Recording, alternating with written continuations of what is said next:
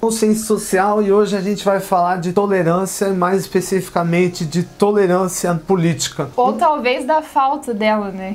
Na verdade, o tema do vídeo é intolerância, falta de tolerância, mas enfim. Primeiro a gente tem que definir o que é tolerar. E foi uma discussão que a gente teve antes do vídeo, e um ponto que eu trago é o seguinte: a tolerância não é sinônimo de concordância. Eu não preciso necessariamente concordar com você, achar que tudo que você fala é bacana, que todas as suas ideias são brilhantes, porque convenhamos, em um cenário plural com várias pessoas, vão existir pessoas que têm opiniões sofisticadas que eu não entendo, e talvez outras pessoas que tenham opiniões boçais mesmo, mas o ponto é, eu não preciso concordar com tudo, mas eu preciso, em alguma medida, respeitar. E é o que tá cada vez mais difícil, né, de ver na nossa sociedade esse respeito a ideias diferentes.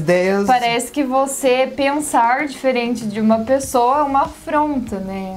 Claro que é um efeito muito forte, até a psicologia fala muito disso, de você associar uma ideia a si mesmo. Então, quando você já tá lá apaixonado por aquela ideologia, vem um contraponto, algo muito forte contra aquilo, você entende que aquilo lá não é só uma afronta à sua ideia, é afronta a si mesmo, né? Você entra naquilo que a gente chama de dissonância cognitiva. E leva para um lado pessoal, muitas vezes, né? Uma coisa que é só uma ideia, né? E ninguém precisa ser refém. Não é uma ofensa. De um sentimento, de uma... É claro que em algumas horas você vai se deixar levar pela emoção, mas a sociedade, ela é algo muito maior do que as emoções pessoais, né? As regras das instituições, elas se estabelecem justamente para colocar um limite na nossa interação, e, enfim, a gente não caminhar para um cenário de barbárie, de uma guerra de todos contra todos. E a gente sabe até que intolerância é um tema, aqui a gente está falando num sentido mais de ideias políticas, né? Mas é uma coisa que a gente sabe que se expande aí para várias outras áreas, né? Sei lá, religião, intolerância religiosa. Apesar do Brasil ser um país livre, é ampla, vamos falar bem sério, é ampla. Intolerância até no campo cultural, na música, enfim, de raça também, de estilo, né? A forma como a pessoa se veste. E um ponto, claro que quando a gente não concorda com alguém, a gente quer de alguma forma se impor em relação a isso. Mas quando eu tento limitar a liberdade do outro de dizer alguma coisa, de se expressar, eu também sou afetado por isso. É impossível eu restringir a liberdade de um lado sem afetar a liberdade do outro. Então, quanto mais esse discurso se prolifera, mais difícil se torna para as instituições democráticas terem algum efeito, terem legitimidade. Enfim, claro que isso é uma lógica que a gente está absorvendo também de outros lugares, né? Nos Estados Unidos a polaridade é tão grande que a filiação ao partido político é um fator até para decidir matrimônio. Então, se o outro lado lá é democrata, é republicano, esquece. Talvez... É uma coisa que tá bem ligado com o pessoal, né? Extremamente, né? Talvez, não tô dizendo que aqui no Brasil a gente chegou a essa conjuntura, mas o que aconteceu lá com o candidato Jair Bolsonaro, uma facada impensável no século XXI. Né? A gente ficou chocado.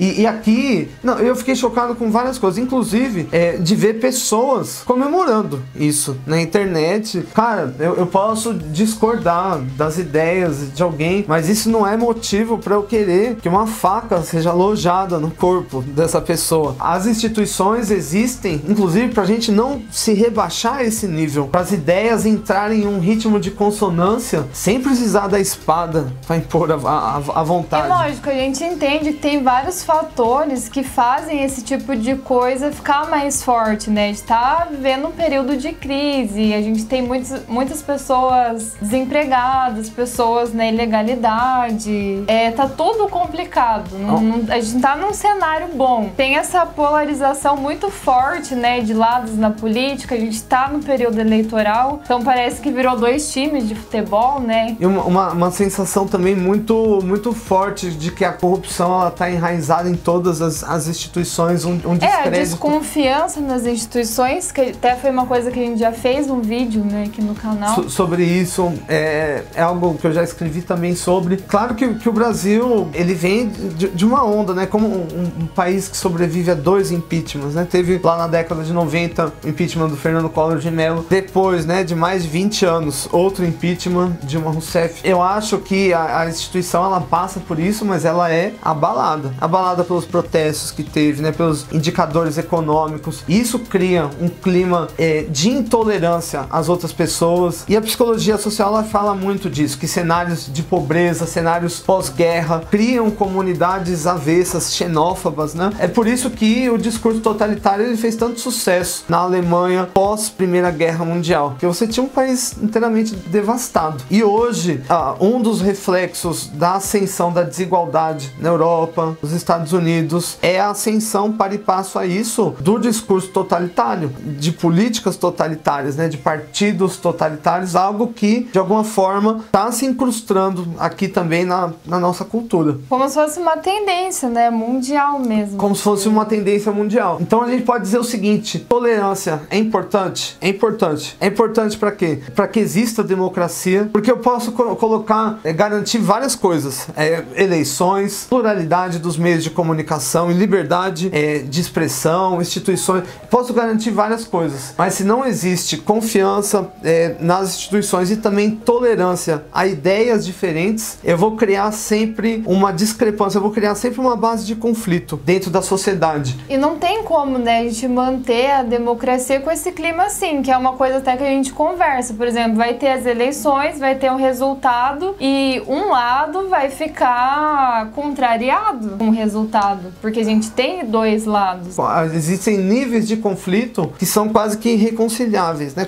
E aí, como que vai ser se uma parte da população não aceitar o resultado das urnas, né? Quando você tem só dois lados e um lado está inconformado e o outro lado está convicto, é conflito. Não existe outra solução, né? Como foi em Ruanda na década de 90, os Tutsis e os Hutus começou, sei lá, num negócio que era briga de vizinho, briga de vizinho, discussão de bairro, exatamente, fofoca, e se transformou numa guerra civil sem precedente, né? Onde morreram 800 mil pessoas em uma semana, 800 mil assassinatos, né? Sendo que a maior parte não foi nem com arma de fogo, foi com facão. Então, claro que esse é o ritmo extremo da intolerância. Se a gente fosse fazer um ranking da intolerância, será que o Brasil, ele tá Ruanda, conflito que eu acabei de falar, ou sei lá, um cenário bem amistoso, como países nórdicos? Eu acho que estaria no meio. A gente não tá exatamente beirando uma guerra civil, mas a gente tá absorvendo pra gente... Mas também não é uma coisa tão improvável, né? Não é improvável. Pensar, vendo as coisas que a gente tá vendo, né?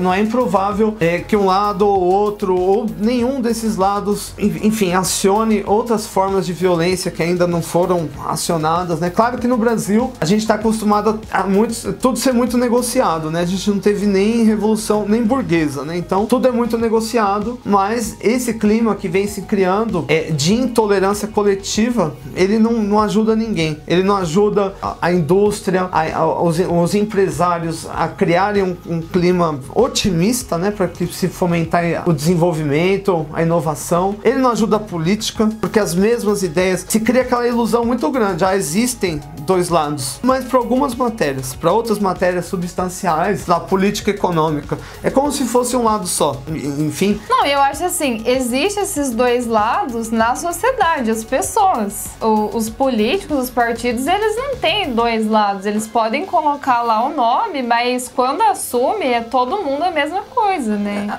Até por isso que existe o que a gente chama de dança das cadeiras, né? Quando um político assume, ele já troca de partido ali rapidinho. Quando ele vai se eleger, ele já troca de partido rapidinho para ir para um que ele vai ter mais ascensão. Então, enfim, ele fica naquele dança pra lá, dança pra cá. Ele não é de lugar nenhum. Ele é de quem? São as pessoas, né? A gente tá comprando uma briga que não é nossa, né? Que não é nosso, né? Eu acho muito factível, eu acho muito comum, normal, aceitável, esperável, bom, que as pessoas vão se manifestar, que as ideias vão aparecer. E as ideias são diferentes. As ideias são diferentes, mas eu acho que o grande teste para a democracia é a exposição dessas ideias sem conflito. A manifestação do partido A acontecendo muito próximo da manifestação do partido B e ambos se respeitando, mesmo havendo pontos de vista totalmente antagônicos, totalmente divergentes, aquilo acontecendo em paz. Porque afinal, as instituições estão aí para não deixar a gente cair na barbárie. E nós não somos bárbaros, pelo menos eu quero acreditar que nós brasileiros ainda não nos tornamos atos bárbaros, né? Apesar... E violência não leva a nada, não resolve nada, né? Como isso que a gente viu, não adianta, não é uma forma de você impor a sua opinião, não serve pra nada. Pra nada. E acho que pro país caminhar, a gente precisa andar junto, né? As pessoas precisam se unir, porque a voz do povo é muito forte. Se as pessoas todas se unirem, né, por um ideal comum, isso é muito forte, mas enquanto ficar essa briguinha um contra o outro, a gente não vai pra lugar nenhum. Bom, e a opinião que eu dou, o último adendo é: respeite a opinião do próximo, né? Isso aí. Você pode não concordar, mas é melhor que ele tenha a possibilidade de falar, porque quando eu tento restringir a liberdade do outro, eu posso estar restringindo pra minha própria liberdade. Isso é muito ruim. Isso aí, vamos evoluir, gente. E aí? E quem gostou desse vídeo, curte, deixa o seu comentário, compartilhe o vídeo com seus amigos, se inscreve aqui no canal se você ainda não é inscrito e ative as notificações. É isso aí, consciência social, tudo nosso. Paz, muito obrigado.